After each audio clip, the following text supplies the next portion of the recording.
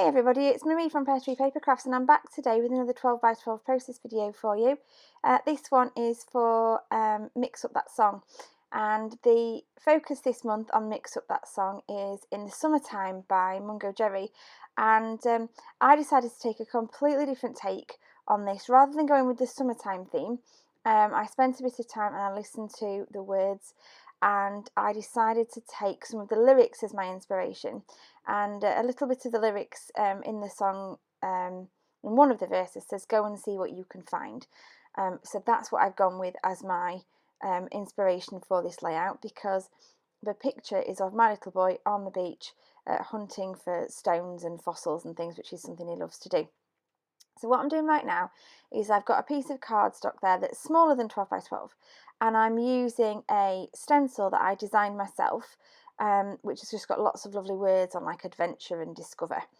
And I'm using some texture paste with a little bit of black acrylic painting to do that mask there, and there you can see all those words that have come through. So I'm just checking it now for size, and I'm just going to trim it down ever so slightly so that it is the same distance all the way around, the same amount of white around the edges, and I'm then going to place it onto some black card, and then I'm going to place that onto some white card. I had no intention of making this layout completely black and white when I started, but that's kind of just how it's turned out, and I like the effect. The photograph is black and white, but I do decide on this black here, just to break it up a little bit, to use some of this Crafters Workshop light and fluffy texture paste. It's a lovely white colour. It's a bright white kind of texture paste, which I really liked. I was going to do the black there without the white background, but then I decided to pop it on so that I can do it straight against the edge. So I just used this other mask. I didn't make this one. This is one I've purchased. I think this is a Crafters Workshop one. And I'm just popping it on the two corners there, just to break up that black. And I really like that sort of offset grid design there. I didn't like the fact that that bottom one there looked too sort of straight and too perfect, so I decided to go over that again.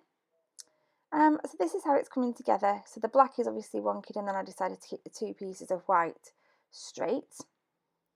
And the picture there I have trimmed down, so it is a 4 by 3. I'm using plenty of double-sided sticky just to stick all my different layers together. And that just sits there in the middle, kind of lines up really nicely with those grid lines. Pressing that down, make sure it's staying in place. And then I'm just matting that photograph on a little bit of white cardstock, and then I start popping some layers behind. So I want a bit of black behind. I'm tending at the moment to enjoy not matting square, just putting some offset pieces behind. I think it adds a bit more interest behind the photographs. And then I find this scrap in my scraps box, and it looks like a notepad, and I really like that, so I decided to pop that behind the photograph as well.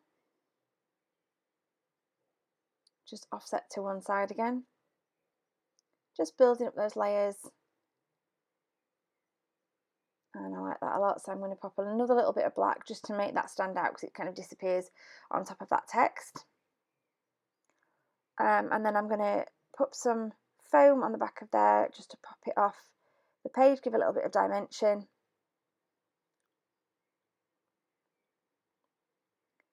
And that goes right in the middle.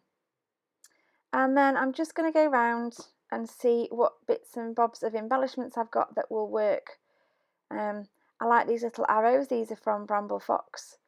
And I like the idea of the arrow because my title is going to be Go and See What You Can Find. So I liked sort of the idea of going and finding, and therefore having an arrow pointing in that direction, if you like.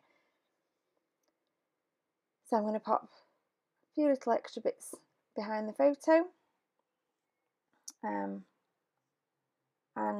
I liked those other bits of perspectives there from Bramble Fox, I think, just to add a bit of interest at the top and the bottom. And I do use two different font stickers here. thickers because I can't seem to make it work with one set because I haven't got enough letters left.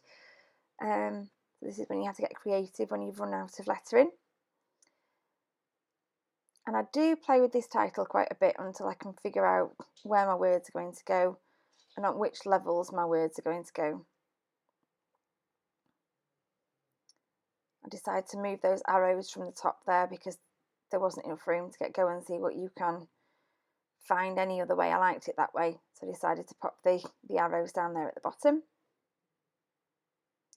And then I'm just going through and adhering everything, making sure it's all stuck. Just bits of wet glue.